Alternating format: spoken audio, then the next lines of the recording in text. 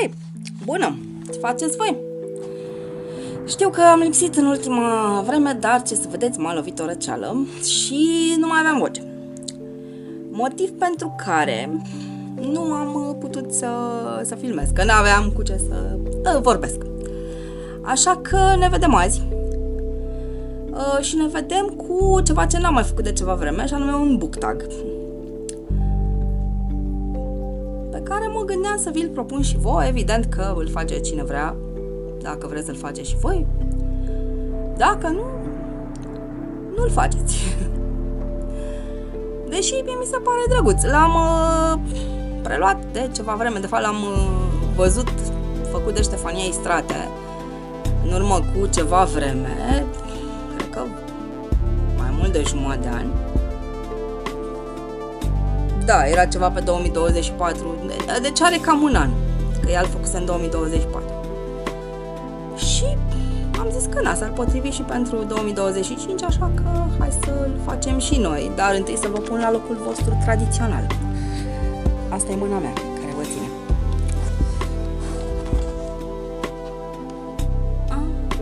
Ne vedem? Ne vedem. Bun. Cred că trebuie să-mi schimb și ochelarii ca să văd ceva mai bine.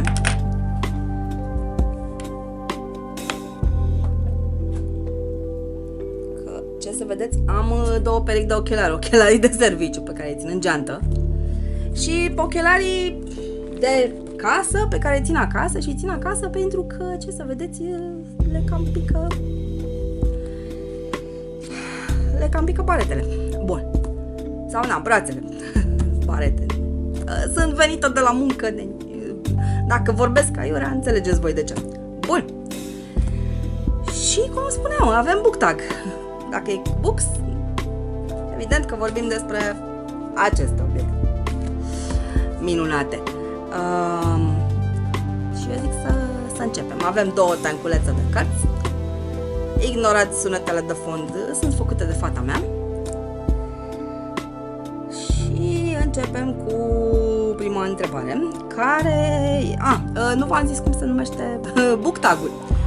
Denumirea lui este în limba engleză, ar fi Reading Resolutions Book Tag, adică rezoluții de citit, sau rezoluții lecturistice, să le spunem. Acest resolutions, nu știu cum să-l traduc eu altfel în română, ar fi planuri sau dorințe, ce am vrea noi să facem pe plan lecturistic în 2025, mai precis. Și avem prima întrebare, zice: un autor de la care n-ai citit nimic, dar ai vrea să încerci. Păi n-am citit nimic de J.K. Rowling. Da, ăsta vi se pare ciudat, ca cineva de 40 de ani să vă zică că n-a citit Harry Potter, dar n-am citit Harry Potter până la vârsta asta. E în plan, dar încă nu am citit. Și aș vrea să citesc cărți scrise de J.K. Rowling. Nu am nimic cu femeia. Nu mă deranjează ideile ei sub nicio formă. Da, poate că nu sunt de acord cu unele, da? Nu mă deranjează atât de tare cât să zic că nu citesc. Întrebarea numărul 2, că o carte pe care ai vrea să o citești. Și avem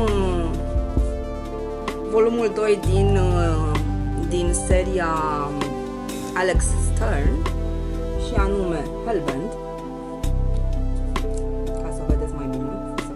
Să se vadă bine titlul și autorul.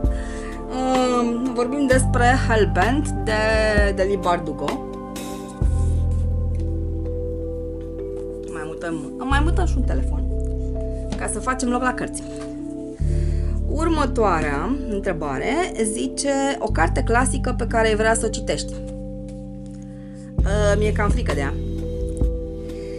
Și mi-e cam frică pentru că eu m-am cam ferit de literatură rusă. De ce? Deoarece este foarte stufoasă și descriptivă. Dar mă cam chinuie dorința de a citi Ana Karenina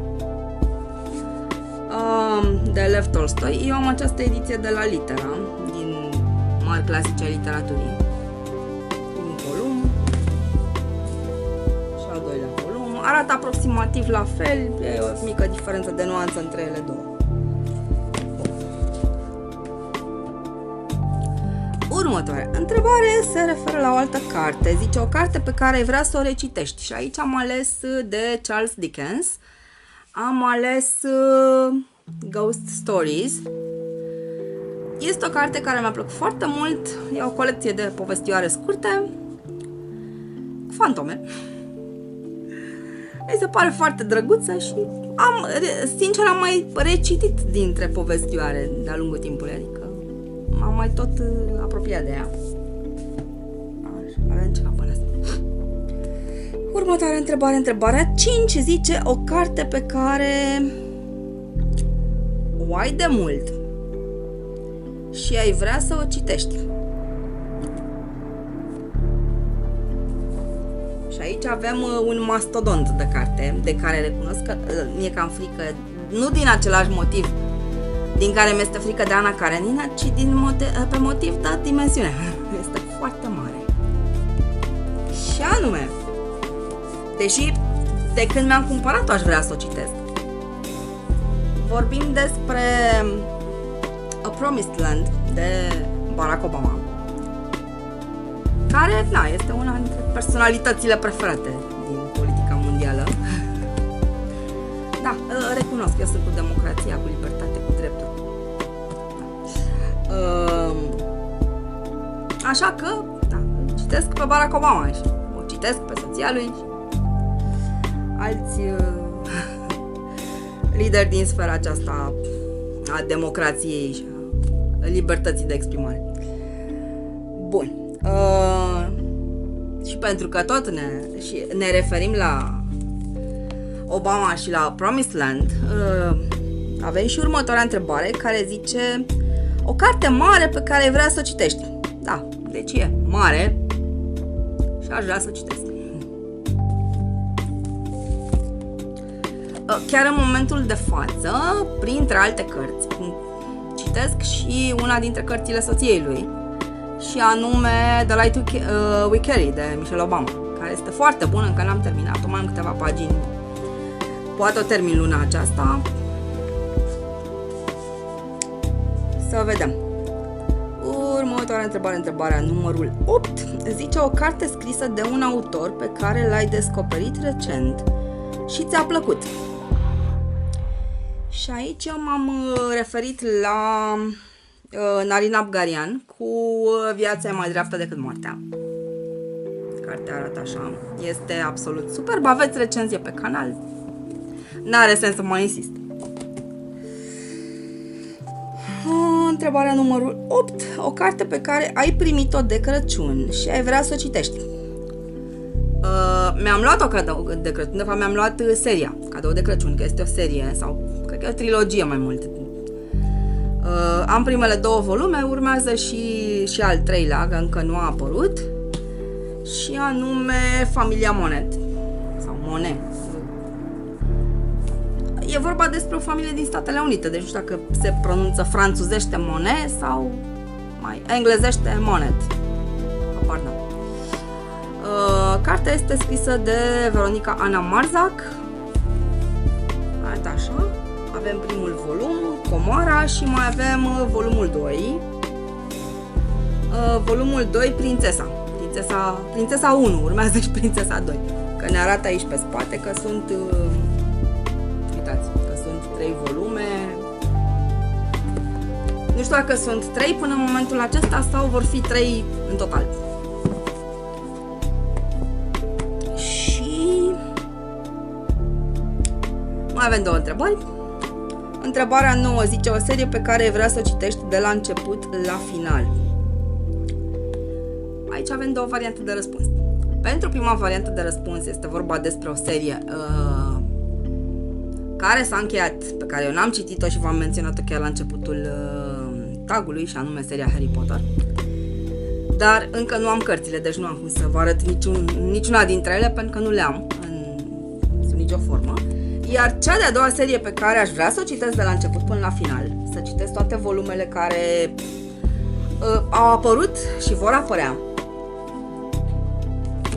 Revenim la una dintre primele cărți pe care v-am arătat-o. Este vorba despre seria Alex Stern. Și avem primul volum Ninth House de Leigh Bardugo și volumul 2 Hellbent. Ce am înțeles că și aceasta ar fi de fapt, până în momentul de față ar trebui să fie o trilogie, nu știu dacă vor mai fi mai multe. Au apărut primele 2 volume. Nu știu când va apărea volumul al 3-lea. S-a zgriat cartea.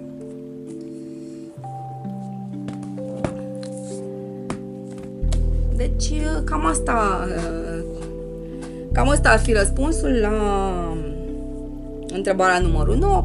Prima variantă ar fi Harry Potter, a doua variantă ar fi seria Alex Stern de Leigh Bardugo. Și ultima întrebare: o serie pe care ai început-o și ai vrea să o termini, aceeași serie Alex Stern cu volumul 1 Ninth House și volumul 2 Hellbent, pe care tocmai l-ați văzut adineau, nu vă mai arăt. Bun, păi acesta a fost tagul. Și bluza mea care stă strâmb. Da, tot stă strâmb aici. Le fac loc cărților. Cum ziceam, acesta a fost tagul pe ziua de azi. Dacă vreți, vă las întrebările în descrierea clipului, le faceți și voi, puteți să le postați pe unde vreți sau să nu le postați nicăieri, să răspundeți doar așa de distracție, de fun. Și da, până data viitoare, nu uitați să dați și voi un like clipului, un subscribe canalului, să vă abonați, evident, dacă vreți.